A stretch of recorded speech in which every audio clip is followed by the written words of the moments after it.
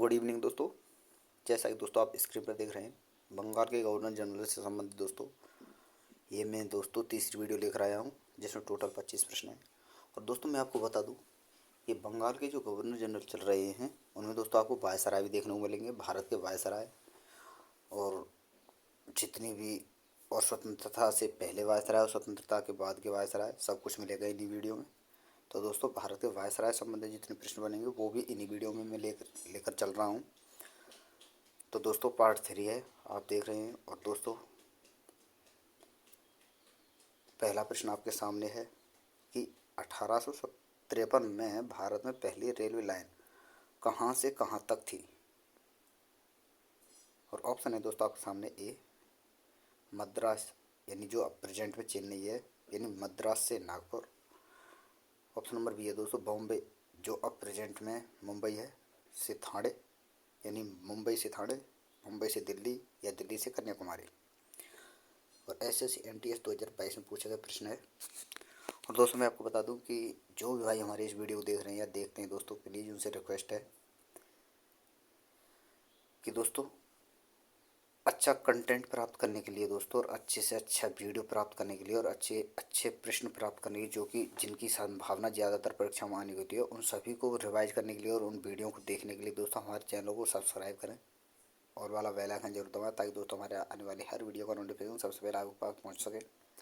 और दोस्तों वीडियो को लाइक करके शेयर अवश्य किया करें, ताकि जितने भाई तैयारी करें सभी इन वीडियो का लाभ ले सकें। और दोस्तों इन वीडियो का, और जो दोस्तों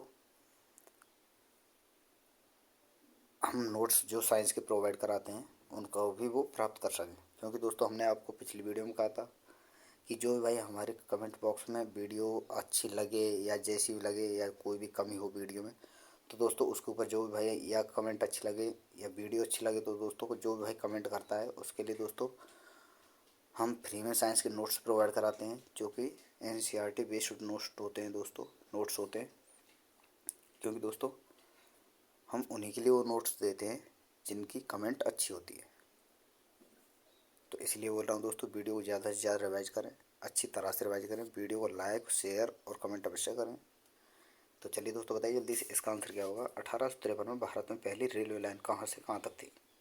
मद्रास अब चेन्नई, मद्रास यानी जो कि दोस्तों प्रेजेंट में चेन्नई है, यानी चेन्नई से नागपुर, मुंबई से ठाणे, मुंबई से दिल्ली, दिल्ली से कन्याकुमारी। तो दोस्तों ऑप्शन नंबर बी आपका सही आंसर होगा, मुंबई से ठाणे। अगला प्रश्न है प्रश्न नंबर 2, पहली बार डाक टिकट निम्न में से किसके शासनकाल में जारी किया गया। Lord Ripon, Lord Latin, Lord Dalhousie, Lord Canning. चलिए दोस्तों बताइए जल्दी से इसका आंसर क्या होगा। पहली बार डाक टिकट किसके शासनकाल में जारी किया गया। Lord Ripon, Lord Latin, Lord Dalhousie या लॉर्ड कैनिंग। चलिए दोस्तों बताइए जल्दी से इसका आंसर क्या होगा। पहली बार डाक टिकट किसके शासनकाल में जारी किया गया। Lord Ripon, Lord Latin, Lord Dalhousie या लॉर्ड कैनिंग। चलिए दोस्तों बताइए जल्दी से इसका आंसर क्या होगा। तो दोस्तों ऑप्शन नंबर सी आपका सही आंसर होगा, लॉर्ड डलहौजी। अगला प्रश्न है प्रश्न नंबर 3, निम्नलिखित में से कौन से ईस्वी सन में कलकत्ता और आगरा के बीच प्रथम टेलीग्राफ लाइन खोली गई थी। 1852, 1853, 1854 या 1855। चलिए दोस्तों बताइए जल्दी से इसका आंसर क्या होगा। भारत में पहली बार दोस्तों कलकत्ता से और आगरा के बीच प्रथम टेलीग्राफ लाइन कब खुली है। 1852, 1853, 1854 या 1855। तो दोस्तों ऑप्शन नंबर सी आपका सही आंसर है, 1854। अगला प्रश्न है प्रश्न नंबर 4, बोर्ड के नीति पत्र का संबंध किससे है। अकाल, सैन्य, व्यापार या शिक्षा से। चलिए दोस्तों बताइए जल्दी से इसका आंसर क्या होगा। बोर्ड के नीति पत्र का संबंध किससे है। अकाल, सैन्य, व्यापार या शिक्षा। तो दोस्तों ऑप्शन नंबर डी आपका सही आंसर होगा, शिक्षा। अगला प्रश्न है प्रश्न नंबर 5,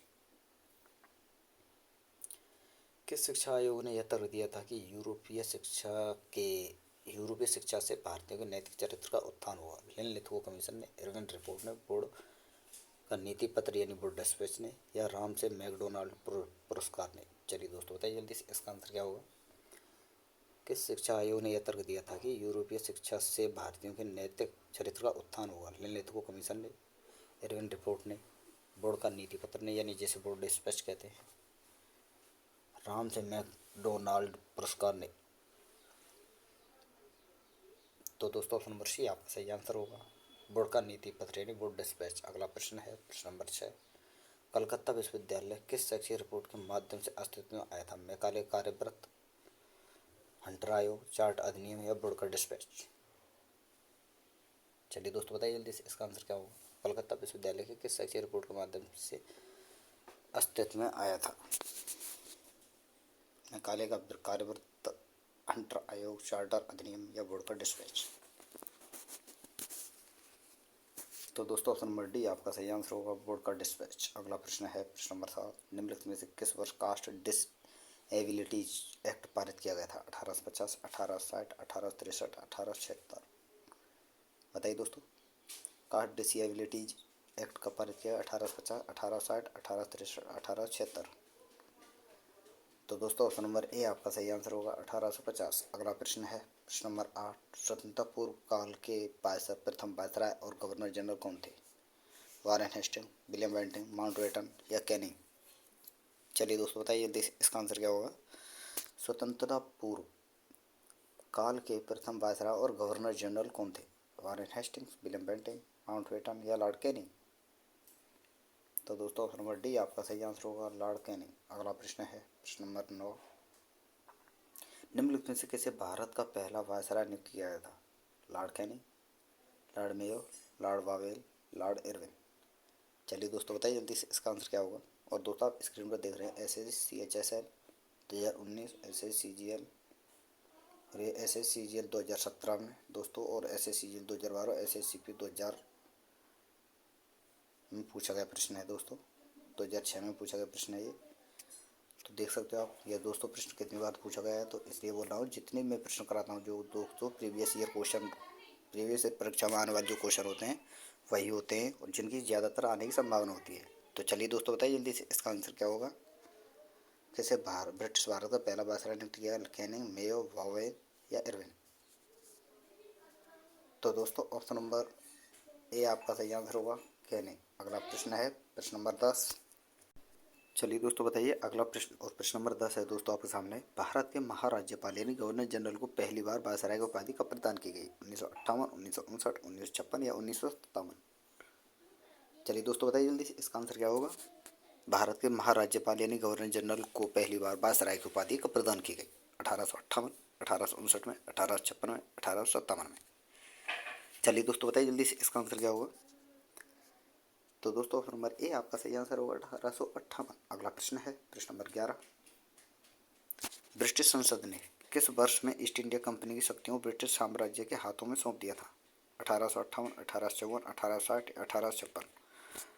और दोस्तों आप स्क्रीन पर देख सकते हैं SSCGL 2022 में पूछा गया प्रश्न है ये, और SSCP 2017 में, और दोस्तों SSCHSL 2020, SSCCHSL 2019 और SSCHSL 2014। तो देख सकते हैं ये प्रश्न सारे के सारे प्रश्न कब और किस परीक्षा में पूछे गए हैं, ये आप देख सकते हैं दोस्तों स्क्रीन पर हर प्रश्न को। तो चलिए दोस्तों बताइए जल्दी इसका आंसर क्या होगा। ब्रिटिश संसद ने ईस्ट इंडिया कंपनी की शक्तियों को ब्रिटिश साम्राज्य के हाथों में कब सौंपा था? 1858 में, 1854 में, 1860 में, 1856 में? चलिए दोस्तों बताइए जल्दी इसका आंसर क्या होगा। तो दोस्तों ऑप्शन नंबर ए आपका सही आंसर होगा, 1858। अगला प्रश्न है प्रश्न नंबर 12, वह कौन सा अधिनियम था जिसने भारत में ब्रिटिश सत्ता ईस्ट इंडिया कंपनी से ब्रिटिश क्राउन में हस्तांतरित की थी? भारत सरकार अधिनियम 1835, भारत सरकार अधिनियम 1947, भारत सरकार अधिनियम 1858, भारत सरकार अधिनियम 1833? चलिए दोस्तों बताइए जल्दी इसका आंसर क्या होगा। वह कौन सा अधिनियम था जिसने भारत में सत्ता ब्रिटिश ईस्ट इंडिया कंपनी से ब्रिटिश क्राउन में हस्तांतरित की थी?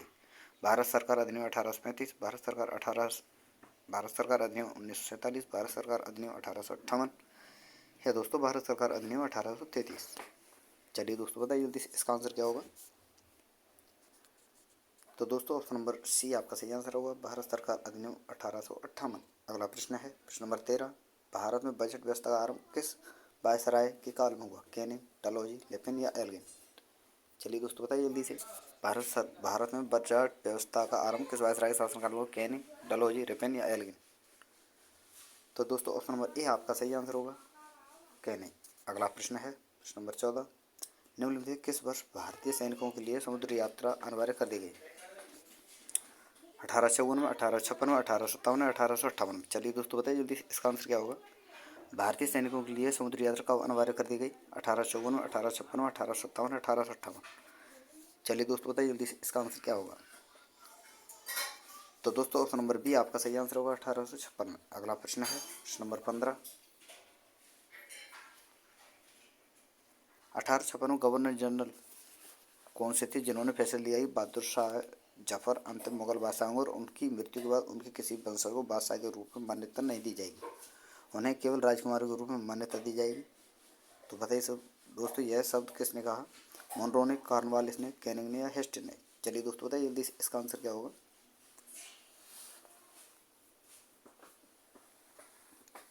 आपको बताना है दोस्तों 1856 में जो वायसराय थे उन्होंने एक फैसला लिया था कि बहादुर शाह जफर अंतिम मुगल बादशाह और उनकी मृत्यु के बाद उनके किसी वंशज को बादशाह के रूप में मान्यता नहीं दी जाएगी, केवल उन्हें राजकुमार के रूप में मान्यता दी जाएगी।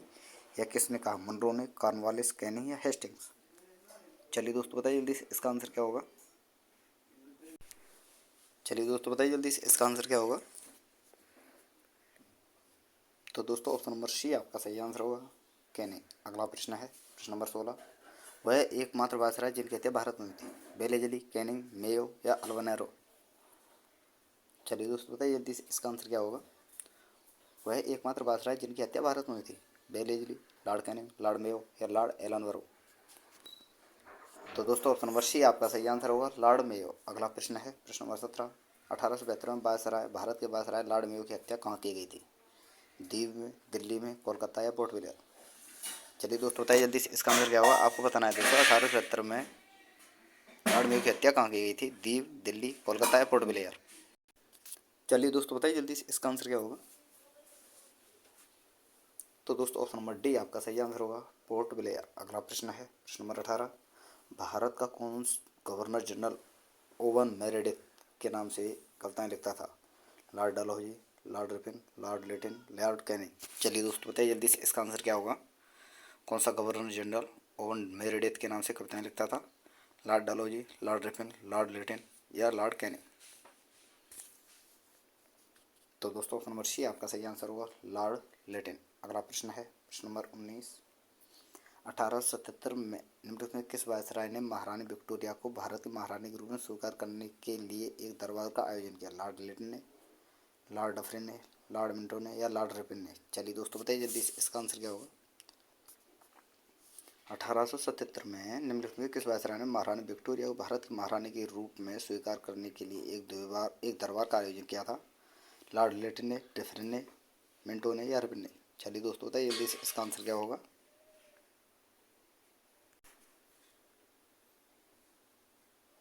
तो दोस्तों ऑप्शन नंबर ए आपका सही आंसर होगा, लॉर्ड लिटिन। अगला प्रश्न है प्रश्न नंबर 20। रॉयल टाइटल एक्ट 1876 को पारित करने के दौरान ब्रिटिश के प्रधानमंत्री कौन थे? Arthur Balfour, Benjamin Disraeli, William Ewart Gladstone या जॉन रसेल? चलिए दोस्तों बताइए जल्दी इसका आंसर क्या होगा? रॉयल टाइटल एक्ट पारित करने के दौरान ब्रिटिश के प्रधानमंत्री कौन थे?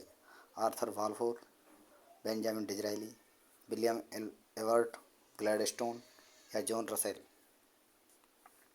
तो दोस्तों ऑप्शन नंबर बी आपका सही आंसर होगा, बेंजामिन डिज़रायली। अगला प्रश्न है प्रश्न नंबर 21। अंग्रेजों द्वारा कौन सा एक्ट पारित किया गया था जिससे सरकारी आलोचना करने वालों को चुप कराया जाता था? Vernacular Press Act, Ilbert Bill, Arms Act या रेगुलेटिंग एक्ट? 1773। चलिए दोस्तों बताइए जल्दी इसका आंसर क्या होगा? अंग्रेजों द्वारा कौन सा एक्ट पारित किया गया था जिससे सरकारी आलोचना करने वालों को चुप कराया जाता था?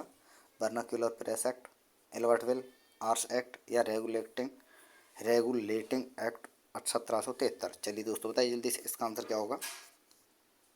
तो दोस्तों ऑप्शन नंबर ए आपका सही आंसर होगा, वर्नाक्यूलर प्रेस एक्ट। अगला प्रश्न है प्रश्न नंबर 22। वर्नाक्यूलर प्रेस एक्ट किस वर्ष लागू किया गया था? 1878, 1877, 1876, 1875? चलिए दोस्तों बताइए जल्दी इसका आंसर क्या होगा? वर्नाक्यूलर प्रेस एक्ट किस वर्ष लागू किया गया था? 1878, 1877, 1876, 1875? तो दोस्तों ऑप्शन नंबर ए आपका सही आंसर होगा, 1878। अगला प्रश्न है प्रश्न नंबर 23। स्थानीय स्वशासन के पिता के रूप में किसे जाना जाता है? Lord Curzon, Lord Ripon, Lord Cornwallis, Lord Dalhousie. चलिए दोस्तों बताइए जल्दी से इसका आंसर क्या होगा। स्थानीय स्वशासन के पिता के रूप में किसे जाना जाता है? लॉर्ड रिपन को। Lord Curzon, Lord Ripon, Lord Cornwallis, Lord Dalhousie. चलिए दोस्तों बताइए जल्दी से इसका आंसर क्या होगा। और आप देख रहे हैं दोस्तों SSC MTC 2017 और SSC CGL 2010 में पूछा गया प्रश्न है। चलिए दोस्तों बताइए जल्दी से इसका आंसर क्या होगा। आपको बताना है स्थानीय स्वशासन के पिता के रूप में किसे जाना जाता है?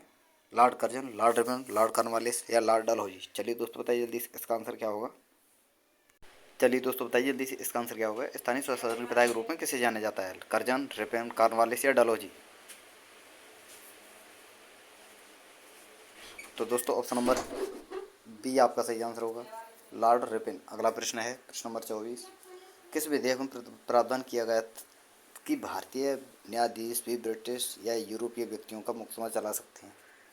Hastings bill, Dalhousie bill, George bill या एल्बर्ट बिल। चलिए दोस्तों बताइए जल्दी से इसका आंसर क्या होगा। किस विधेयक में प्रावधान किया गया कि भारतीय न्यायाधीश भी ब्रिटिश या यूरोपीय व्यक्तियों का मुकदमा चला सकते हैं? Hastings bill, Dalhousie bill, George bill या एल्बर्ट बिल।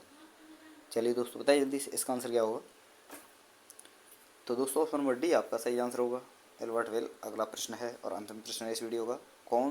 भारत का कौन सा ब्रिटिश वायसराय 1884 में लागू किए गए एल्बर्ट बिल से संबंधित था? Lord Ripon, Lord Northbrook, Lord Dufferin या नेपियर। चलिए दोस्तों बताइए जल्दी से इसका आंसर क्या होगा। आपको बताना है दोस्तों भारत का कौन सा ब्रिटिश यानी वायसराय 1884 में लागू किए गए एल्बर्ट बिल से संबंधित था? Lord Ripon, Lord Northbrook, Lord Dufferin या नेपियर। तो दोस्तों ऑप्शन नंबर ए आपका सही आंसर होगा, लॉर्ड रिपन। तो दोस्तों यहाँ पर हमारी वीडियो समाप्त होती है। अगर आपको वीडियो पसंद आई हो दोस्तों प्लीज़ आपसे रिक्वेस्ट है कि चैनल को सब्सक्राइब करके ऑल वाला बेल आइकन जरूर दबाएं ताकि दोस्तों हमारे आने वाले हर वीडियो का नोटिफिकेशन सबसे पहले आपके पास पहुँच सके। तो थैंक यू दोस्तों, फिर मिलते हैं नई वीडियो के साथ। धन्यवाद।